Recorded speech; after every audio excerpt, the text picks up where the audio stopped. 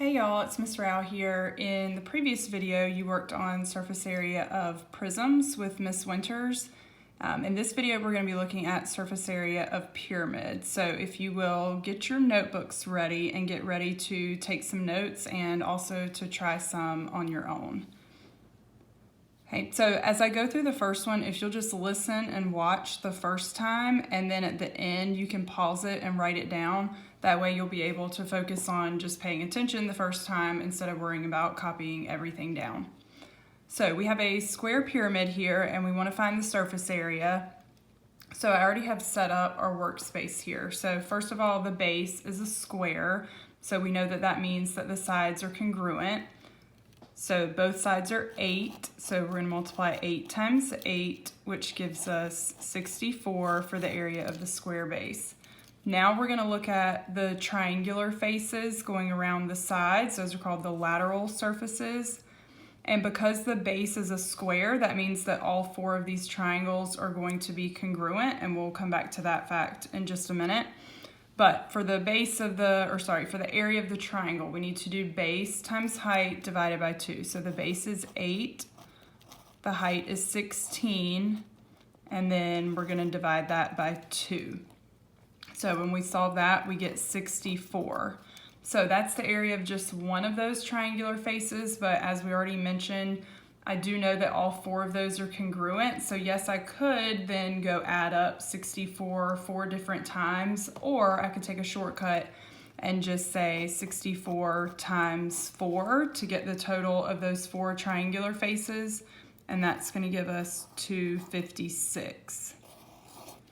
Okay, and I like to circle the area of the faces that I get as I go through. That way when I get ready to add them all together in the end, I can go back and easily pick out those numbers. So now we're going to add the area of the square base, which was 64, with the area of the 4 congruent triangles, which was 256. And that gives us a total of 320 feet squared. Okay, so if you will pause the video, write that example down in your notes, and then when you're finished, press play again, and I'm going to give you one to try on your own.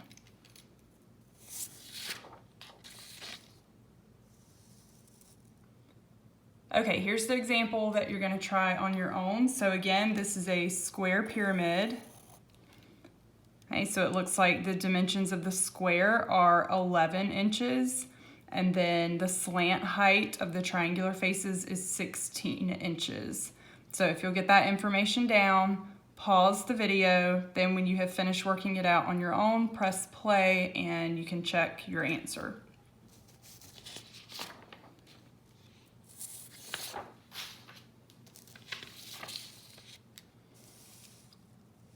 Okay, so here's the work for this one. So the square base was 121 inches squared.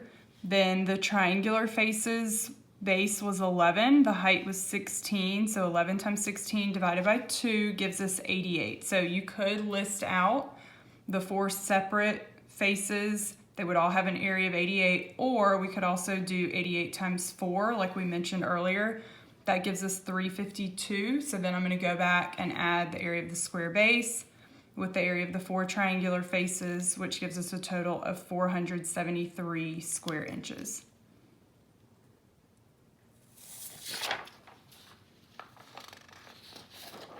Okay, now we're going to move on to a rectangular pyramid. So the shape of the base is a rectangle. So this time we do have a different length and width. It is not a perfect square. So we're going to multiply 14 by 13, and that gives us 182. I'm going to circle that answer so I can come back and pick that up when I'm ready to add them at the end. Okay, now let's look at the triangular faces. So this time, because our base is not a square, it's a rectangle, that means that all 4 triangular faces are not congruent. 2 of them will be congruent to each other, but then we'll have a different congruent pair. So I'm going to start with this front triangular face, and it looks like the base is 13 and the height is also 13. So we're going to do 13 times 13 divide that by 2. So that comes out to be 84 5/10. So the front triangular face and then that back triangular face, it's going to be congruent. So it's also going to be 84.5. Okay, now let's look at this triangular face over here on the left side. So it looks like the base is 14. The height is 12, so 14 times 12 divided by 2, and that comes out to be 84. So the left triangular face and the right triangular face will be congruent. So they both have an area of 84. So I have all 5 faces found: 182, 84.5, another 84.5, and then 2 faces that are 84. So I'm going to add all of those together. Oh, sorry, 182, 84.5, another 84.5, and then 2 faces that were 84. So that gives me a final total of 519 square inches. So that would be our surface area. So if you'll pause right there, okay, get that information down, and then we'll move on and you can try one on your own.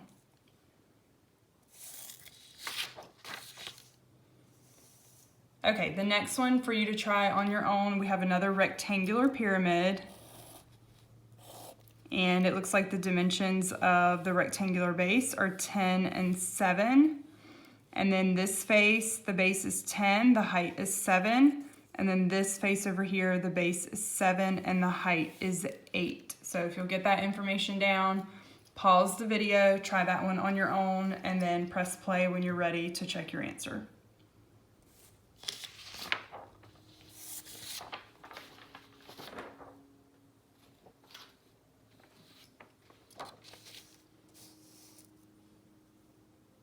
Okay, so here we have our answer for this one.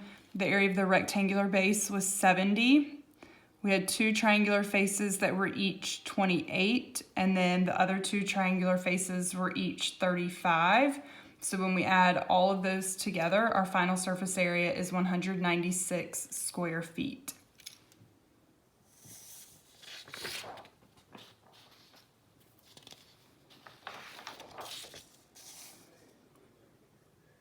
Okay, our third and final type of figure that we're going to be looking at is a triangular pyramid.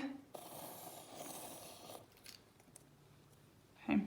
Now, not all triangular pyramids have to have equilateral triangles for their bases, but the ones that we will be working with will all be that way. So technically, there should be some sort of marking on here to let us know that those are all congruent. So I'm going to add that in. So the base is an equilateral triangle. So let's go ahead and look at the base.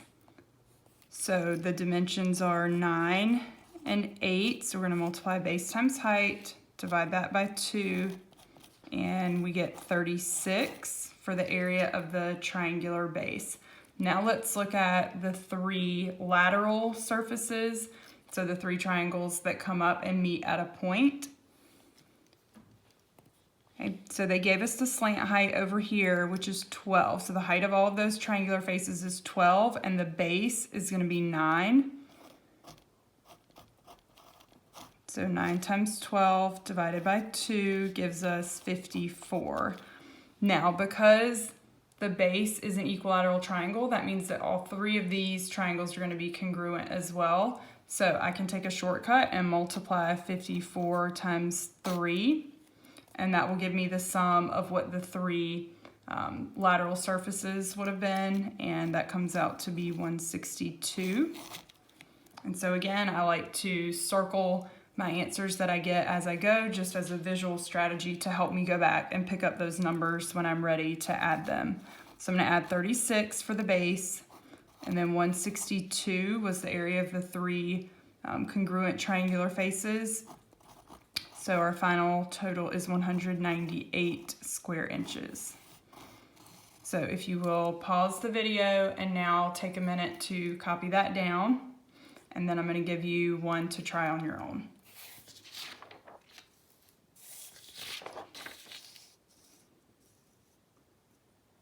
Okay, so the last one, we have a triangular pyramid for you to try on your own. So our base is a triangle here with a base of 11 and a height of 10. Again, there should be some markings on here to let us know for sure that this is an equilateral triangle, so I'll add those in. And then for my other triangular faces, my base is going to be 11 and my height is going to be 9. So pause the video, try that one on your own, and then when you're finished, press play again to check your work.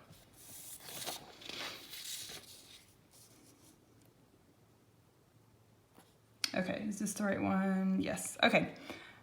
So the area of the triangular base comes out to be 55. And then my 3 congruent triangles each are 49.5. So here we do have them listed all separately, or we could take the shortcut that we mentioned and do 49.5 times 3. So either way, we're going to get the same final answer, which is 203 5/10 feet squared. Okay, so that takes us through surface area of pyramids. So again, we did square base pyramids, rectangular pyramids, and triangular pyramids. So you will have a show what you know coming up next in Canvas for you to do exactly that, show us what you know. So if you have any questions after watching this video, please email either Miss Music, Miss Winters, or I to follow up. Hope you're having a good day. Thanks, bye.